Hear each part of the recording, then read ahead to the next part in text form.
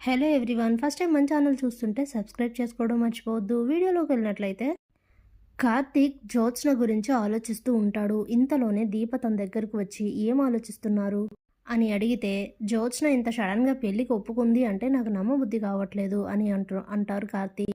ఇందులో నమ్మకపోవడానికి ఏముంది, పొద్దున్న మీరు పెళ్లి చేసుకో అని చెప్పారు కదా, అది తన తలకెక్కినట్టుంది, అంతకన్నా ఏం లేదు అని అంటే, అయ్యో దీపా, ఇప్పటి వరకు నన్ను ఎలా దక్కించుకోవాలి నిన్ను దూరం చేసి అని ఆలోచిస్తున్న జ్యోత్స్న ఇంత సడన్గా పెళ్ళికి ఒప్పుకుంది అంటే ఎలా నమ్మమంటావు చెప్పు, ఒకసారి జరిగినవన్నీ గుర్తు చేసుకో కావాలంటే అని అంటే, ఇక దీపా కార్తీక్ల పెళ్ళైన దగ్గర నుంచి ఇప్పటి వరకు జ్యోత్స్న దీపని కార్తీక్కి దూరం చేయడానికి ఏవేవైతే ప్రయత్నాలు చేస్తుందో అన్నీ గుర్తు చేసుకుంటుంది దీప. అప్పుడే మీరు చెప్పింది నిజమే కార్తీక్ బాబు, కానీ మరి పెళ్ళికి ఎలా ఒప్పుకుందంటారు అని అంటే, దానికి కూడా ఏదో కారణం ఉండి ఉంటుంది అని నేను అనుకుంటున్నాను అనేసరికి షాక్ అవుతుంది దీప. సరేలే చూద్దాం ఏం జరుగుతుందో. శౌర్య నిద్రపోతుందా అని అంటే, నిద్రపోతుంది, నా కిచెన్లో కొంచెం పనుంది వెళ్తున్నాను అని చెప్పి దీప అక్కడి నుండి వెళ్ళిపోతుంది. ఇక ఇంతలో ఉదయం అవుతుంది. ఉదయాన్నే శివనారాయణ ఇంటికి గౌతమ్ వాళ్ళ ఫ్యామిలీ మొత్తం అంతా వస్తారు. ఇక వాళ్ళని రిసీవ్ చేసుకొని కూర్చుని అన్ని విషయాలు మాట్లాడుకుంటూ ఉంటారు. ఇంతలోనే శివనారాయణ జ్యోత్స్నను తీసుకురా సుమిత్ర అని అంటే, ఇక జ్యోత్స్నను తీసుకురావడం కోసం తన రూమ్కి వెళ్తుంది సుమిత్ర. అక్కడ జ్యోత్స్నను చూసి అయితే షాక్ అవుతుంది, అలాగే చాలా హ్యాపీగా ఫీల్ అవుతుంది సుమిత్ర. జ్యోత్స్న అయితే కుందనపు బొమ్మలాగా చక్కగా చీర కట్టుకొని నగలన్నీ పెట్టుకొని రెడీ అవుతుంది.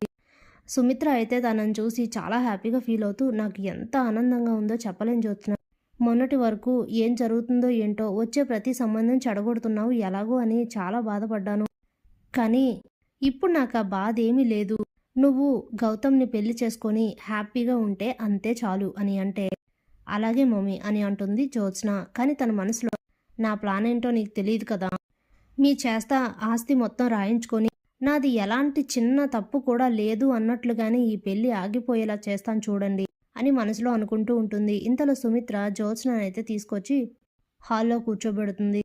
ముందే ఇద్దరు ఒకరికొకరు తెలుసు కాబట్టి, ఇరు కుటుంబాలకి కూడా మొత్తం అంతా తెలుసు కాబట్టి, ఇక అన్ని విషయాలు కూడా మాట్లాడుకుంటారు. వెంటనే నిశ్చితార్థం కూడా ఆ రోజే పెట్టుకుందామని నిశ్చితార్థపు ఏర్పాట్లు కూడా చేసుకుని వస్తారు అందరూ.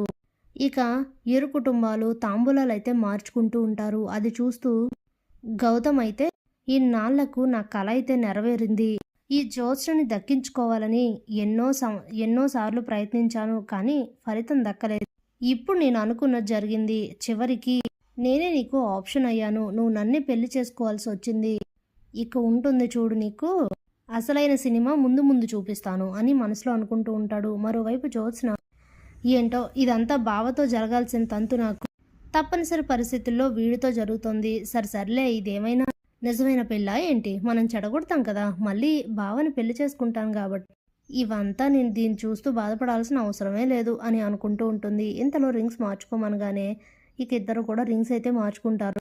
అప్పుడే జ్యోత్స్నకి ఆ రోజు కార్తీక్తో తనకి జరిగిన ఎంగేజ్మెంట్ గుర్తొచ్చి, ఆ ఎంగేజ్మెంట్ దీప వల్లనే చెడిపోయిందని గుర్తొచ్చి దీప మీద చాలా కోపం వస్తుంది జ్యోత్స్నకి.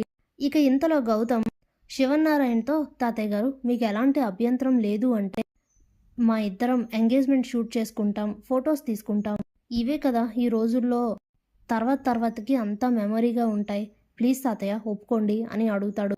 సరే అమ్మా ఫొటోస్ తీసుకోండి అయితే అని చెప్తారు శివనారాయణ. ఇక ఇంట్లో ఉన్న లొకేషన్స్లో అలాగే బయట గార్డెన్లో ఉన్న లొకేషన్స్లో ఫొటోస్ అయితే తీసుకుంటూ ఉంటారు. గౌతమ్ జ్యోత్స్న భుజంపై చెయ్యి వేసినా కానీ అస్సలు తట్టుకోలేకపోతుంది. నన్ను టచ్ చేస్తే బావ తప్ప ఇంకెవ్వరూ నన్ను ముట్టుకోకూడదు అనుకున్నాను, కానీ ఈరోజు ఇంత దారుణమైన పరిస్థితి వచ్చింది ఏంటో జ్యోత్స్న నీకు, ఏంటో ఇదంతా ఆస్తి కోసం తప్పట్లేదు అనుకుంటూ ఉంటుంది. ఇంకా అలా ఫొటోస్ తీస్తూ ఉంటే చాలా ఇబ్బంది పడిపోతూ ఉంటుంది జ్యోత్స్న. ఇంకొంచెం క్లోజ్ మూమెంట్లో ఒక ఫోటో తీద్దాం అనేసరికి అప్పుడే ఫోటోగ్రాఫర్ జ్యోత్స్నని గౌతమ్ని ఎత్తుకోమని అయితే చెప్తారు.